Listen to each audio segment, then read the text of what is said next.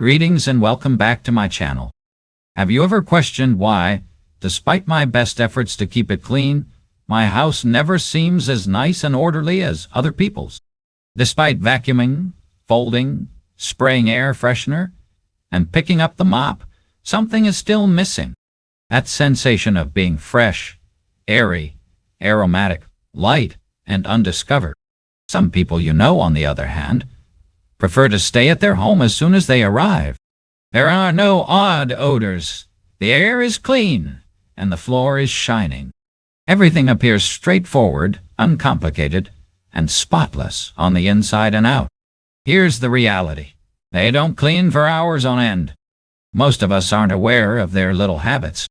I'm going to share 10 simple habits with you today that I've picked up from my personal journey of being a more organized person rather than from books. Your house will be 10 times cleaner with this guarantee. Are you prepared to begin? The first habit is to alter your viewpoint. It isn't because you haven't cleaned your house thoroughly that you occasionally feel like it isn't clean. The reason for this is that there are unseen filthy things. I was playing with my dog on the floor when I realized this.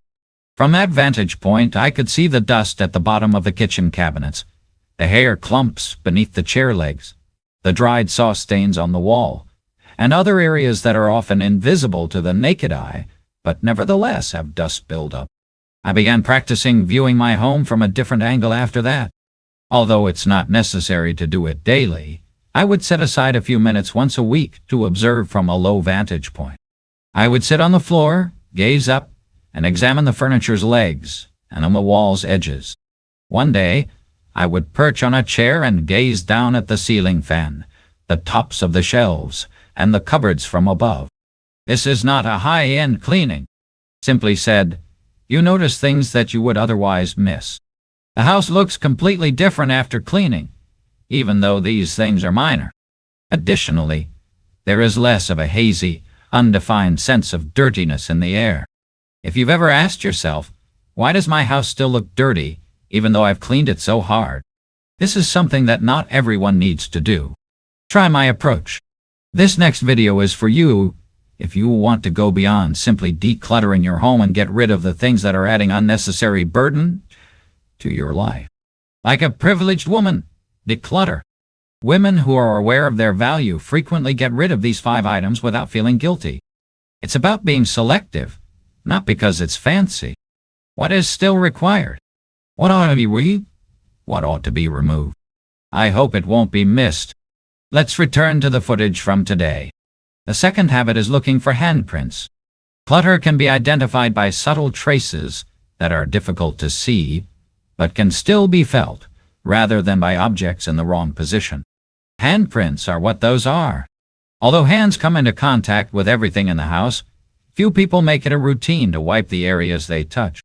In the meantime, consistently clean homes frequently share a same characteristic. The cleanest areas are those that receive the greatest touch. Look at these locations. Doorknobs, stove knobs, coffee maker buttons, the wall next to the shoe rack, the stair rail, the TV remote, the computer keyboard, the refrigerator surface where you often stand to open food, and even the spot where the curtains are open. These are all areas where hands have left their marks.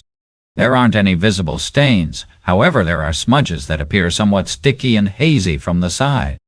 Wiping those things used to seem like too much free time to me.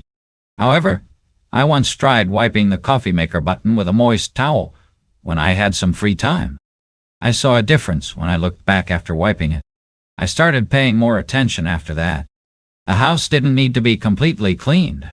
I was drained after just 10 minutes of wandering around and cleaning such spots. The house didn't have to be shiny or have a pleasant scent.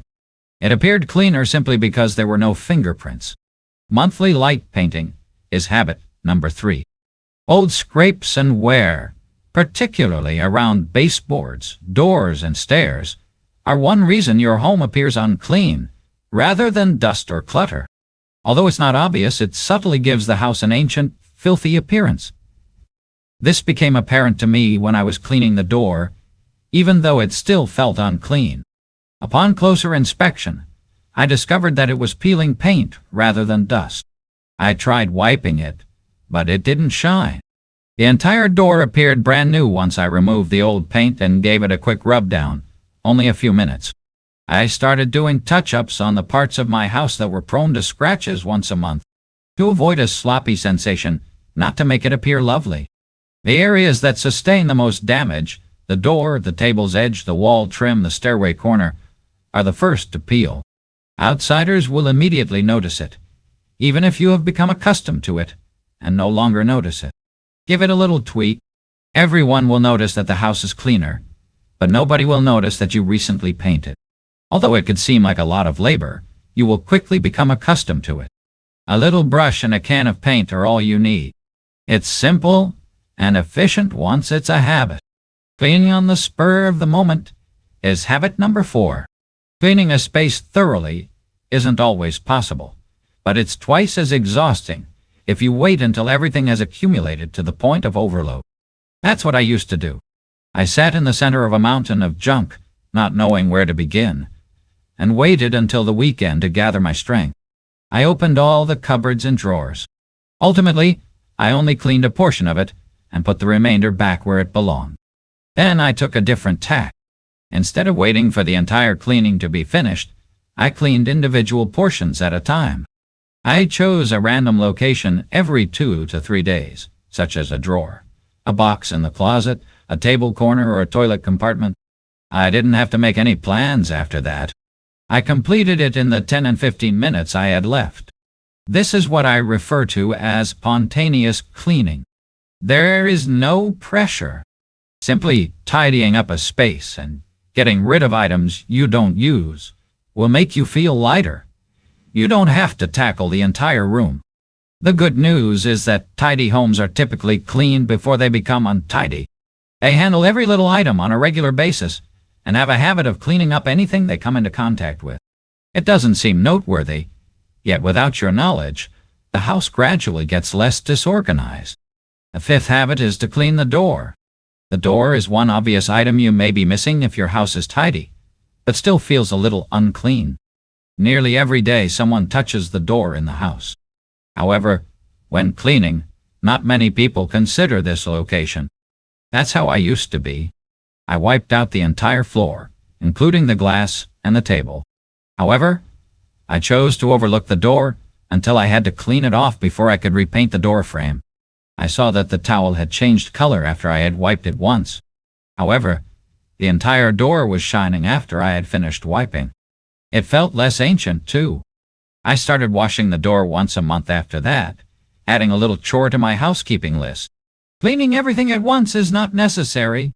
On several days, all I do is clean the bedroom door. On other days, I always do the dishwasher cabinet handles, refrigerator door, or kitchen cabinets.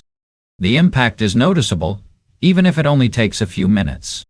When you conduct this type of cleaning, nobody will realize you're doing it, but everyone who does will note that the house is cleaner. Changing the air by opening doors is habit number 6. The house's air is like its furnishings. It will become stuffy without you even noticing if it isn't changed. I don't know why, but sometimes I feel like the home is heavy. Even though there isn't a distinct scent, it feels uncomfortable and stuffy. I initially assumed it was stress or dust. However, that feeling vanished immediately after I tried opening all the windows one day to let the fresh air in for a short while. Ever since, I've maintained a minor routine each month. I still take the time to open all the windows, doors, main door, and balcony door, regardless of the temperature. 10 to 15 minutes, roughly. A fresh air flow through the house is sufficient. A strong wind is not necessary. It's a very obvious feeling. It's lighter in there. People, the smell of food, antiquated textiles naturally fade. I occasionally just turn on the exhaust and ventilation fans instead of opening the windows. It's equally effective. The house might be stuffy, even when it isn't unclean or messy. And opening the windows to allow air to flow is the answer, not cleaning anything else. The 7th habit is to cope with soft clothing odors. Everyone can smell the strange odor coming from somewhere in the home. particularly when they initially enter from the outside. The odor is what clings to the garment. Everything soft, including mattresses, cushions, rugs, sofas, and curtains, maintains scents over time. I didn't pay attention before. I assumed the scent would go away on its own once my house was clean. However, I once noticed that my house had a really distinct old scent as soon as I walked in the door after a few days of travel. Very disagreeable. It was coming from the sofa, I found out. I learned to be aware of scents on soft objects after that. There's nothing difficult to do. Simply give the curtains a routine wash. Give the sofa a good vacuuming. Occasionally, rather of masking it, use an unscented deodorant spray to neutralize it. It also works well to dry pillows or coverings in the sun if you have the time. The room's feel is altered, but its appearance is left unchanged. Even though the house isn't brand new or large, the way it smells reveals a lot about how well you maintain your living area. Cleaning tools are part of the habit. I thought about it for a long time. They can clean themselves without my help by using rags, vacuum cleaners, and mop heads. However, those items are actually the dirtiest. I once tried using a Hoover to clean a certain area of the house, but it took an eternity. When I opened it, I discovered that the suction tube was clogged, the filter was covered in hair and dust, and it was tangled in the wheels. Abruptly, I realized I was using a filthy machine to clean the house. I started cleaning the cleaning instruments as a little monthly duty after that. Clean the mop, wipe the handle, clean the vacuum filter, wash the cloth, and spray and clean the vacuum head. The dishwasher and washing machine also have residue built up in unseen areas, so clean them sometime. The emotion was evident after I was done. There was no lingering odor. Everything cleaned more quickly, and everything operated more smoothly. Above all, I no longer felt as though I was using filth to clean. It doesn't take long, but if you neglect it, you won't feel truly clean no matter how much you clean.